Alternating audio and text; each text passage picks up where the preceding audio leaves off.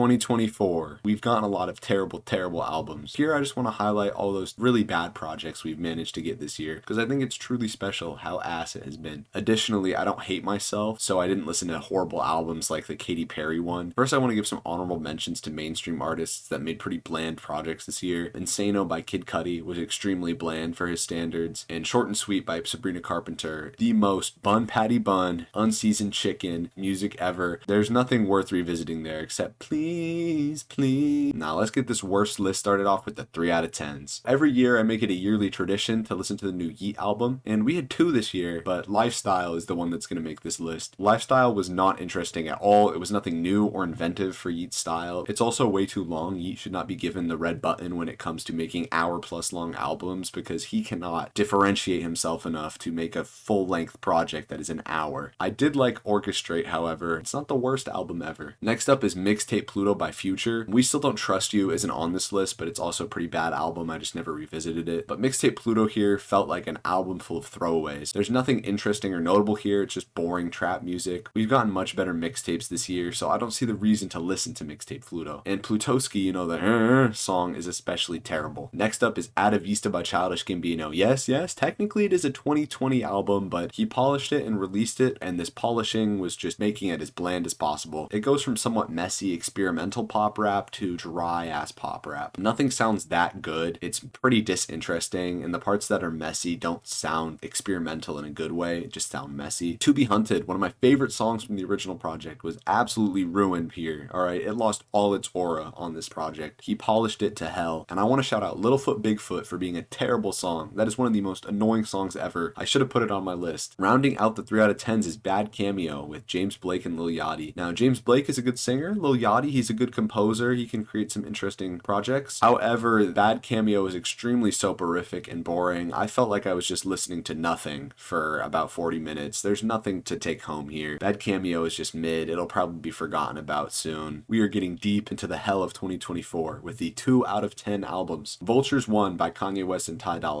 This was obviously going to be here. Vultures 1 is a hot garbage mess. It has some of the most annoying songs to date. The chipmunk voice thing, the big booty bitches or big titty bitches don't just fall out the sky, you know. Hood rat, hood rat. Also has some of his worst lyrics ever. I can't cover them all. He says also some anti-Semitic stuff, and it's so cringe. You just leave it behind. This album has terrible production choices, but the production is still the album's biggest strength. Kanye's performances are horrible throughout the whole album. Dolla isn't always horrible with the singing, as seen on Burn, which I believe is a good song, but he cannot alleviate the garbage that is Vultures 1. Next up is The Party Never Ends by Juice WRLD. I feel a little bad putting this here since it's a posthumous release that he had zero control over. This album is a disrespect to Juice WRLD's legacy. It feels like shameless capitalism, like they're just squeezing bucks out of a dead man, and it's just honestly terrible. These songs should have stayed in the vault. This album is so uninteresting compared to Juice's other work. You really have no highs on this album. Next is Y2K by Ice Spice. While Ice Spice showed a lot of promise in 2023 with, you know, that Boys a Liar Part 2 verse, In Her Mood is a fun song, Princess Diana, Nicki Minaj featured on that. Alright, she was really coming up. And then, holy hell, Y2K is bad. Riot isn't doing anything new here. He's doing nothing interesting with the production that he may have previously done. And Ice Spice is rapping. I feel like she's trying to act hard throughout the whole album when that's not her style. Her style is this more cutesy, uplifting rap. This is not that. This is her trying to sound hard, but she sounds terrible when she does it. This album has pretty bad lyricism, pretty bad flows, really nothing to take home here. And rounding out the 2 out of 10s has to be The Death of Slim Shady by Eminem. It's really an album experience where the concept is just terribly executed. It feels like rage bait, but Slim Shady's supposed to be a character, so it's just really poor irony or satire perhaps? I don't know, but it was really poorly executed. This album could be worse because it is somewhat listenable throughout, but there's a lot of times where you just want to turn it off. I think if it weren't for such a poor execution of the concept, it would be a 3 out of 10, but because that concept alone was just slaughtered to the ground, it's a 2 out of 10. Now I only have a couple 1 out of 10s here before we get to the big bad 0 out of 10. Tortured Poets Department has to be on this list. Taylor Swift has seen a severe fall off recently. Her music has become extremely uninteresting ever since Midnights, and Midnights isn't the worst album, but all the problems there are giant problems here. This album is way too long. It feels like a money grab. There's 31 total songs that were released in like the span of 3 days, and none of them are good. I don't even know if I want to call it synth pop because of how bland and boring it is. Jack Antonoff puts no effort into production. Taylor Swift puts no effort into her singing. Everything about it is so dry. If I was calling Sabrina Carpenter boiled chicken music, this is the boiled water that they use to make the chicken. Taylor Swift's writing has never been something to go crazy about, but here it takes a noticeable fall off, especially when you're calling it the tortured poets department. This is like the tortured ear department. I don't understand what she was trying to do. We all knew this album would be here too, but it's Vultures 2 by Kanye and Dolla. Kanye made not one, but 2 grand appearances on this list. This is basically just Vultures 1, but even more boring and messy. It doesn't really have those funny moments that Vultures 1 had that were bad. It's just bad. The mixing here is garbage. This album is not at all inspired. It's so boring. I will say boring so many times because that is all this album is. There aren't blatantly terrible moments. It's just so vapid. There are sparks of hope on this album like Slide, but Kanye's performances on this album completely kill anything. 5:30, when he starts just moaning for 2 minutes, I don't understand.